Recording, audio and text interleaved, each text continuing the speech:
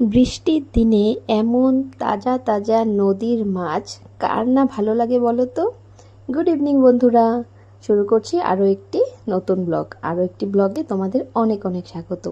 তো এটি ছিল গতকালকের ভিডিও, বাট আমি সময় পাইনি পোস্ট করার, তাই একটু লেট হয়ে গেল। যাই হোক, বৃষ্টি তো পড়ছে, কয়েকদিন থেকে জমিয়ে বৃষ্টি পড়ছে।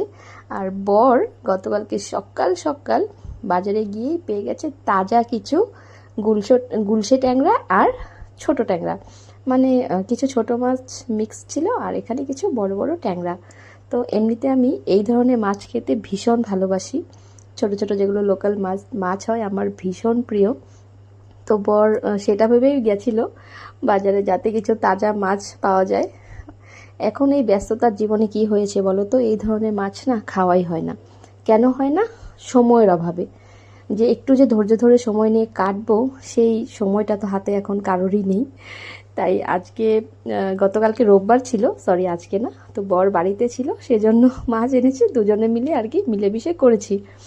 তো মাছগুলোকে আমি দুভাগে রান্না করেছিলাম। ছোট মাছগুলো দিয়ে পেঁয়াজ রসুন দিয়ে এই যে সবজি দিয়ে একটা, আমরা বাঙালিরা যা বলি চচ্চড়ি, তো শুকনো শুকনো করে চচ্চড়ি করেছিলাম। আর বড় মাছগুলো দিয়ে মাছের ঝাল করেছিলাম। তো এই যে রেসিপি তোমরা তো দেখলেই, স্পেশাল কিছু না, আমাদের বাঙালিদের ঘরে এ ধরনের রান্না সচরাচর হয়েই থাকে। তো আমি না অনেক দিন পর এই চচ্চড়িটা রান্না করলাম।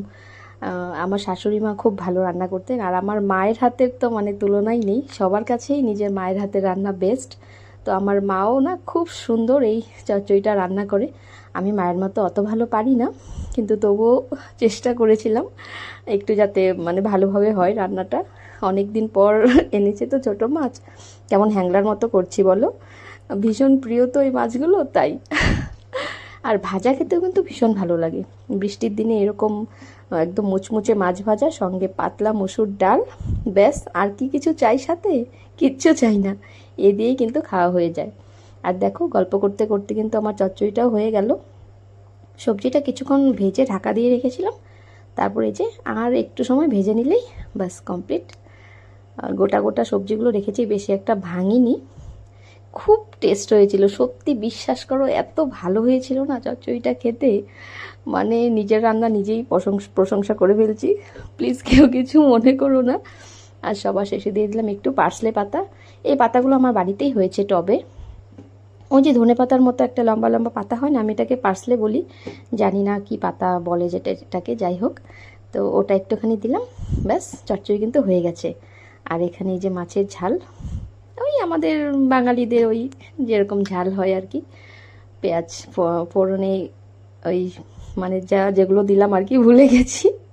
যাই হোক, একটু পেঁয়াজ ভাজা ভাজা করে, আর এখানে কিছু পেস্ট করে রেখেছিলাম মশলা, রসুন, অল্প একটু রসুন, পেঁয়াজ, আদা আর জিরে কাঁচা লঙ্কা দিয়ে একটা পেস্ট করে রেখেছিলাম।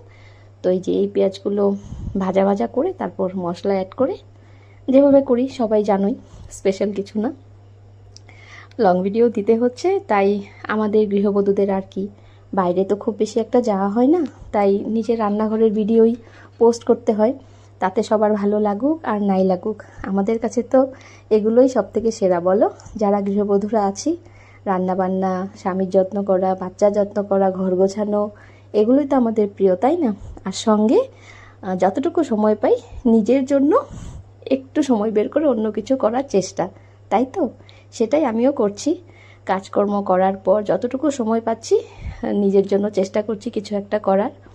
তো যদি তোমাদের ভালোবাসা পাই অবশ্যই এগোতে পারবো। তো রেসিপি দুটো কেমন লাগলো জানিও। হয়ে গেছে, এই মাছের ঝালটাও হয়ে গেছে, নামিয়েই দেবো। তো আর কি বলি, বৃষ্টিও হচ্ছে বাইরে ভীষণ, এডিটিং করার সময়ও না জিভে জল আসছিল।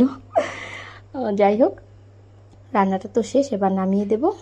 তোমরা কিন্তু জানিও যে আমার ভিডিওগুলো কেমন হচ্ছে, তোমাদের মতামতের অপেক্ষায় থাকি, কমেন্টসের অপেক্ষায় থাকি, ভালোবাসার অপেক্ষায় থাকি।